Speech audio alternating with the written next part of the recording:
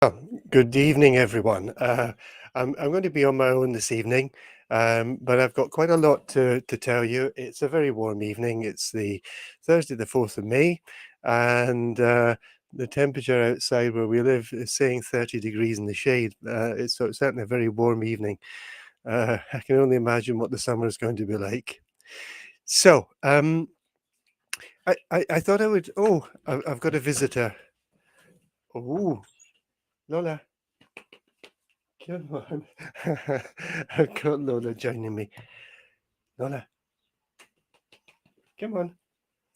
Come on. Oops. Oh, she's coming on. Coming on my knee. This is Lola. We've got two other dogs as well, but they're a bit too big to sit on her knees, unfortunately. But Lola likes her treats, so I'll give her a couple of treats. Um, we I thought I would just mention to you, first of all, oh, now she decides she wants to go out. She's had her treat, so she wants to go. Just let me open the door for her.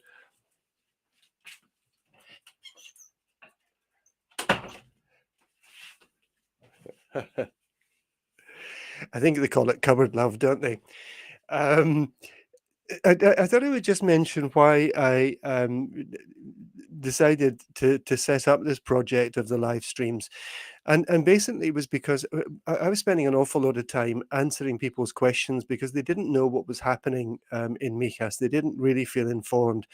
And even though we have a €3 million communication company owned by the council, people were still feeling that they just weren't feeling that they knew what was happening. And they didn't feel that they had somewhere to go to if they had problems, or somewhere to voice these.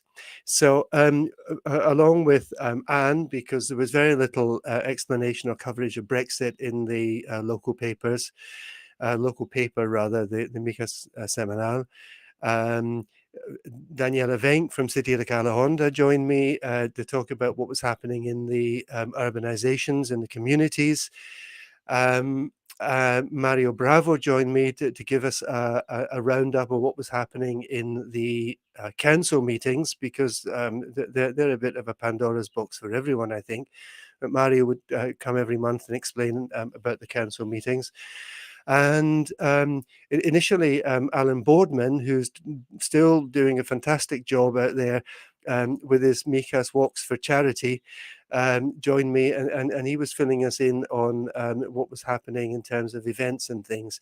Alan had to withdraw just because of pressures of other things. With theatre and his walks and various other things, and now Lisa Burgess joins me once a month to take a wider look at the Costa del Sol. I hope I hope you've been finding this a useful way to I don't know to get information out because it certainly is it is very good. We have some technical issues sometimes because we don't have fancy equipment, and sometimes internet connections and things don't work as well as they might. But it's something that we would like to continue with, and I would like to see people getting even more involved in the uh, in the live streams. We do get quite a bit of activity sometimes. So I'm going to make a suggestion. Well, I'm going to put it up on the screen there.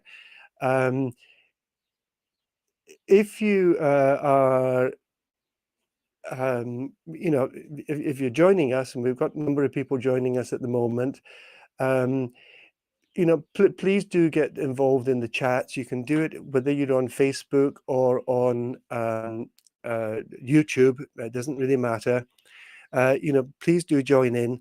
And I thought I would experiment. If anybody's brave enough to give me a WhatsApp call, I've got it set up, so I think we could probably take a live call as well if anybody feels up to that. So that's why the live streams were set up, and I did ask people, I don't know, about a year ago, would you like us to continue with this? And overwhelmingly, people said yes, that they wanted us to continue with it. So that's why we're still here. Now, yesterday we had a meeting with the international community in El Océano. And well, I think most of us have been there at least once because it's a beautiful setting. And um, just to talk about what was, oops, to talk about what proposals we have, and I'm saying as a party, people have been asking me what other parties are proposing for their electoral campaign. Well, it's not really up to me to explain what other people's proposals are. uh, but we wanted to give people the opportunity to join us. Angel was there to answer questions, and Lourdes was there as well. He's our number two on our list, and we had a good time. And the Oceano were kind enough to give us a welcome glass of cava when we arrived. Maybe I should have put that on the invitation, and we would have got the room absolutely full. But we had a nice number of people coming just to. Just to talk about what their concerns were, and I'll go through some of those in a moment because you might identify with them. Um, just some photos from yesterday. Um, and to remind you that we do have another meeting coming up for those of you that are not in this end of Mijas, but perhaps up in the Cerezuela or Valtocado or the sort of more northerly side.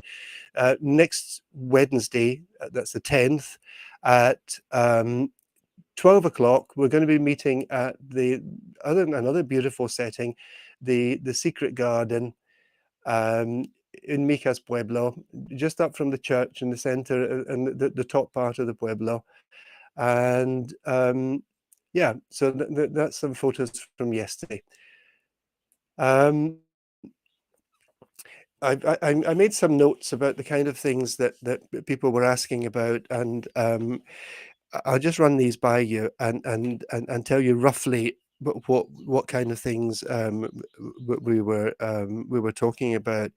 Now, one of the things that came up was about 24-hour health cover in the health centre in La Cala. Well, what I can say is this: it's not entirely up to the council to get this done, because the health service is the uh, Servicio Andaluz de Salud. It's the Andalusian Health Service. But what needs to happen is that the council, if this is a priority for them, need to push and push and push and push with the junta to make this happen. The population of Mijas has grown incredibly over the last 10 years. It was great when we got our health center here in La Cala, but it's growing just about on a year by year basis. There are over 90,000 people living in Mijas now. And I know that people are finding it difficult sometimes to get appointments at the health service. So basically, we do need more appointments available, which means really opening up to 24 hours, because people do get sick at night time sometimes as well. And heading out to the Costa del Sol to Urgencias rather than making an appointment with the doctor maybe in an evening, I think would be very good. Now, if the Partido Popular is in government after the 28th of May, I think the advantage that we have is that the Junta de Andalucía is also run by the same party, and there are some very good relationships between the Junta and the local party here. So I think that this is something which we could get pushed through reasonably, and I think it would alleviate a lot of the difficulties that people are experiencing. We got some complaints about the smell from the water treatment plant. Now that's just down behind the garage, and I know that sometimes it's really smelly. Now, this also, I think, belongs to the Junta de Andalucía, and approaches have been made to them to look at ways to reduce that. This is basically where our recycled water comes from. And they do it by kind of fermenting the water and taking the stuff off the top, and it's that's a bit smelly. So again, it's not something the council can do on its own, but it is something that they can push with the junta, because it does affect air quality, and something really needs to be done about it. There's a lot of concern about the number of apartments that are being built around Mijas, and I think we share that concern. To stop that happening is not simple, because the people that own that land bought it as an investment and bought it to build on, and it was classified for building. The problem that we've really got is that we have an urban plan that's well, it's 24 years old, and anyone who knew Mijas in the 1990s will know that this is not the same municipality now as it was in the 1990s. So yeah, there has to be some creative way to slow this down, I think. And also, there's an opportunity for Mijas Council to get the what's left of the urban forest in Chaparral protected as an urban forest. That is certainly something we would like to continue with. Um, people were also asking about the shopping centre that's being built just towards the back of the fairground in La Cala. It is going to be a Carrefour, and people have been asking if there are going to be small shops inside it, but we don't know. I think some people might have been interested in perhaps getting one. I don't know. I know that originally they were talking about that, but I think if anyone wants information, they're going to really have to talk to Carrefour directly, especially if they're interested in the possibility of renting a small locale within that. AP7, and this comes down to the whole thing with traffic. I've been up to Mijas Pueblo, well, several times this week. And at the end of last week, the traffic on the A7 sometimes is just almost at a standstill, and that's without accidents. When you get an accident, well, we all know what happens there. Yet again, the AP7 is a difficult one. There is something the council can apply for to national government, and that's applying to get all of the heavy goods vehicles that don't need to stop along the coast onto the AP7. There was an agreement in council some time ago that that would be done, but it hasn't been. The other thing that the junta are now looking at, because they are reorganizing their territorial plan, and they are looking at the possibility, well, of two things. One is basically buying off the contract on the AP7 from the company that built it. That's why it's a toll road, and making that the main road, basically from A to B, from Fuengirola to La Cala to Marbella, which I think would be an excellent idea, because it's a road far more fit for purpose. I think, you know, with far fewer exits than what we've got. It's one of the problems on the A7, that you're driving along and there's constantly cars trying to incorporate, or incorporating very slowly and slowing the traffic down. Then there are bumps and whatever. So that's one proposal that the junta is looking at. And the other proposal, there's been a lot of talk about the coastal train, and sorry, I've got a message coming in. Okay, it's not too important at the moment. A lot of talk about the coastal train, but a lot of concern about not knowing where we could put it. So one thing that is being, I think, looked at the moment is if the main traffic for along the Costa del Sol is using the AP7, then perhaps part of the A7 could actually be used for extending the local train services from Fuengirola down to La Cala, with various stops, and down to Marbella with stops, including at the hospital, for example. I'm not sure how that would work, but at least we've got some kind of possibility there for something to happen, which is something, they've been talking about it for, I don't know, 40 years. Um, but they've actually come up with, a potential plan. It will need to be studied. We need to look at it. But it would perhaps, with more exits and entrances onto the AP7, one in La Cala, for example, and we've got the one in Cala Honda, and perhaps another exit before the La Cañada. I think it's an interesting idea, which I would like to see developed. Um, there were questions about the boardwalk. There was a promise made by our current government in 2019 that they would extend the boardwalk from La Cala to Fuengirola. It has now gone out to tender, but I have to say, personally, and this is not anything to do with party politics. Personally, I'm not very keen on what they're proposing. It's going to cost a lot of money. There's going to be a big gap in it. And they want most of it to run alongside the A7. Now, for those of you that use the boardwalk regularly, and I know a lot of you do, some people go out early morning when it's still cool to walk along there, and some of you will take evening walks along there. It's a fantastic resource. But one of the beautiful things about it is it is, they call it the Senda Litoral, and the Litoral is the beach. So it's a beach, it's a boardwalk alongside the beach.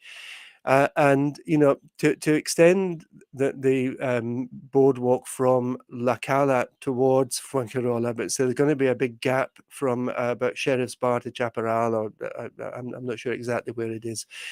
I'm not sure how relaxing it may be, functional for people walking along with the noise and the traffic fumes, but I don't think it will give the same kind of experience of walking a little bit away from the traffic, and hearing the sound of the sea, and the smell from the sea. So that's where we're at with it. It has gone out to tender, but we're not sure how many companies have actually tendered for it. Okay. There was another question that came up about transparency. Now, one of the things that Mario has been doing is, sorry, I'm looking for something else here. One of the things that Mario has been doing is giving us information on what's been happening in the council meetings. Now, in 2022, there were 30 million euros spent that basically did not meet the approval of the municipal auditor.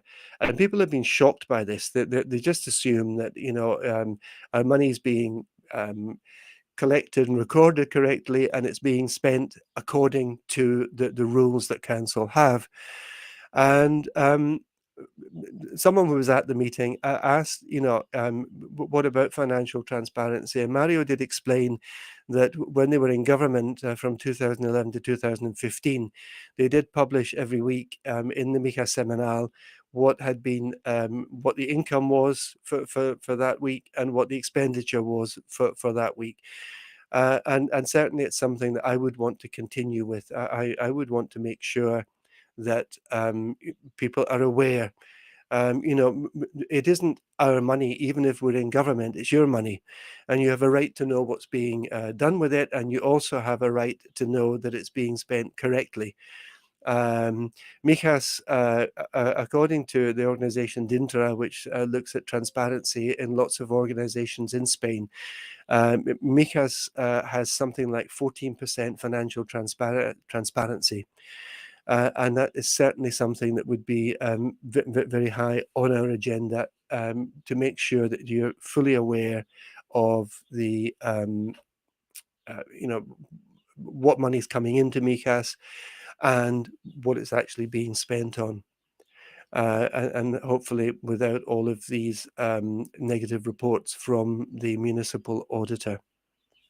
Now, Um, there was another question about water. Now, we are heading into a very, I think, difficult spell unless we get some rain before the summer.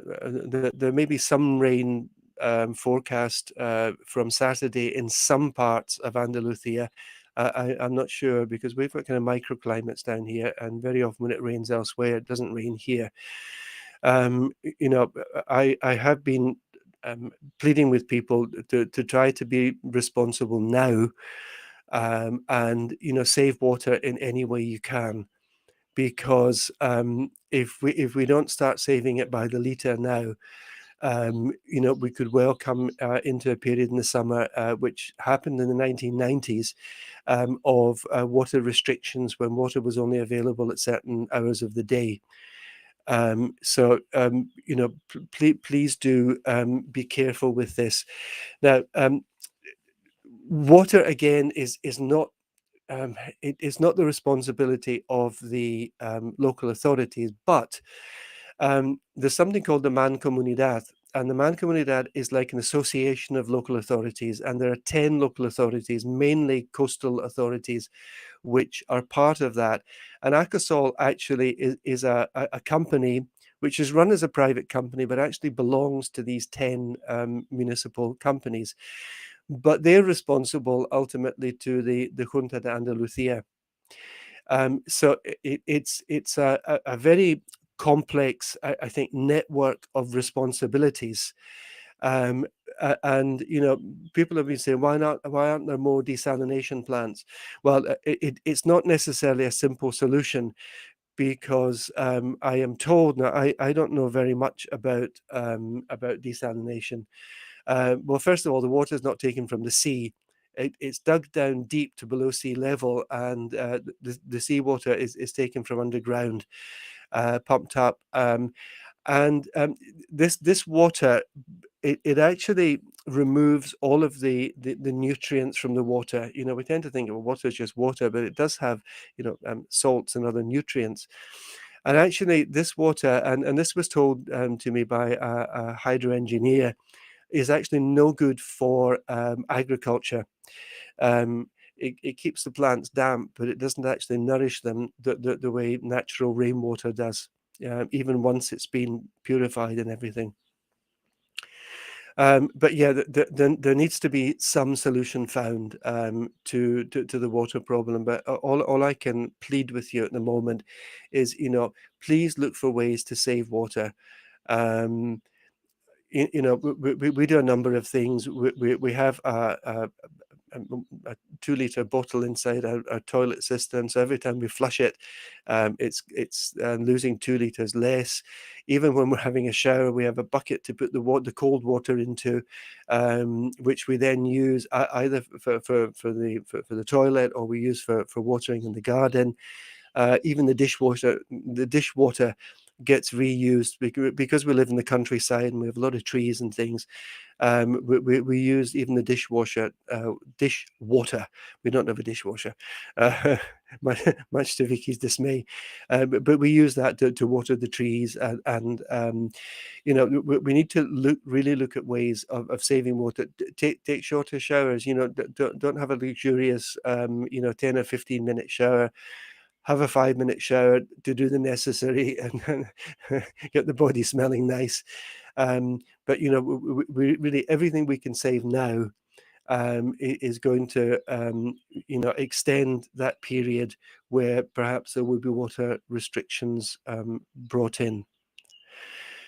You're all very quiet tonight. There's a lot of you coming and going, but nobody's talking to me.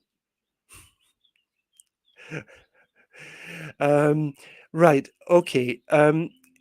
The other thing that I'm doing at the moment, you need to understand that we're in what is called a pre-election, and there are things that we, even as political parties, we can and can't do. But one of the things that we can do is give people information. That there's no real problem but giving people information. Now, I am told, but I think this is maybe an incomplete picture, that there are not as many people as was expected actually who have signed on to the voters' roll. I think that's relating to people who did it in person in the council, but not taking account of the people who actually registered by the letter that came from the INE. And sent that back. We won't have the final numbers probably until the end of next week, so we can see how many people have actually registered.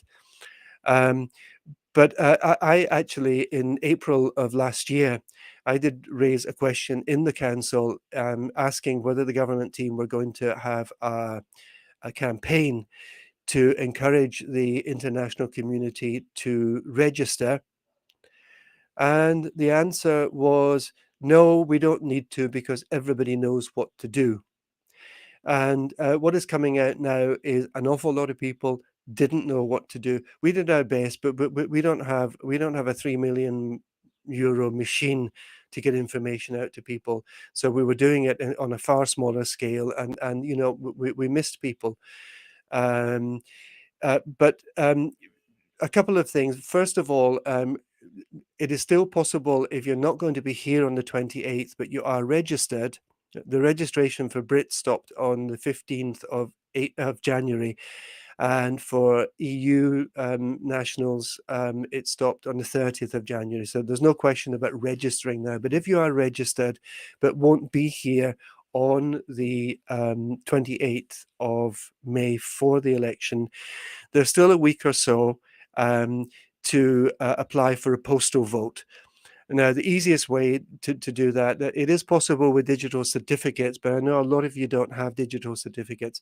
The easiest way is to go into the post office and ask for voto por correo. They'll give you the form, you fill it in, you hand it back there. You need to take your ID and things with you, obviously. And the papers for the parties will be sent to your home. You pick the paper you want for the party list, because we don't vote for individuals in Spain, we vote for parties. And the number of people from the list that we actually get as councillors depends on the number of votes that each party has.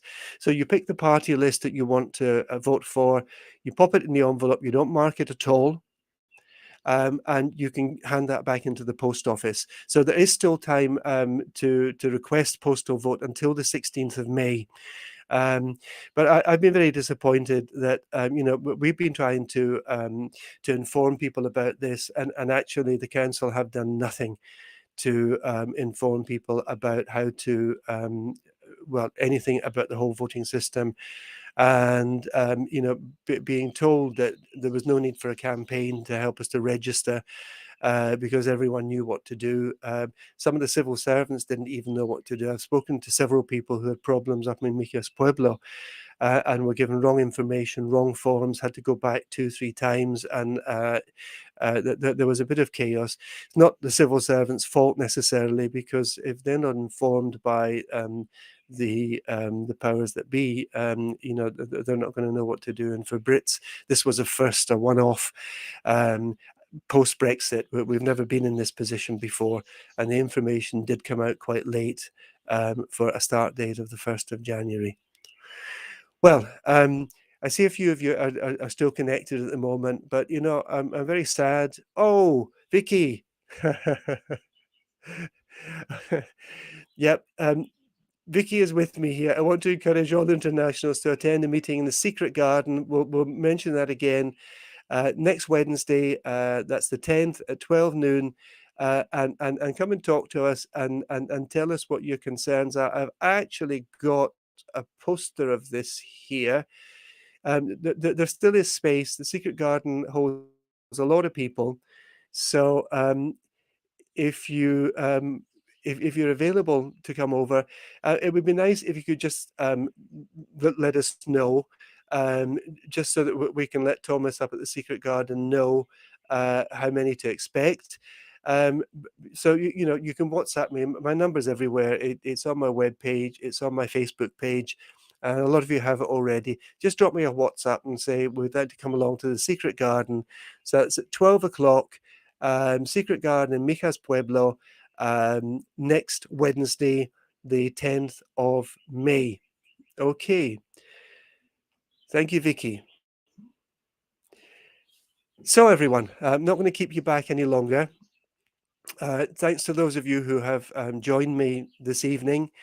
I will be back next week, hopefully with more information, and I'll fill you in about what came out from the meeting at the Secret Garden. We've got a number of people already booked in, but there is still plenty of space up there. So, if you'd like to come, bring a friend or whatever, we can certainly accommodate that. So for now, folks, Sunday, if you didn't know, the Lions are throwing their coronation party in the Butibamba Park near the post office in La Cala. And knowing the Lions, it's going to be a great do. I think there'll be some stalls there. It's going to be music. And if you're free to come down to that, Vicky and I will be down there. So it'll be lovely to see you. Okay, everyone, have a great weekend when it comes. And I'll see you around. Take care, everyone.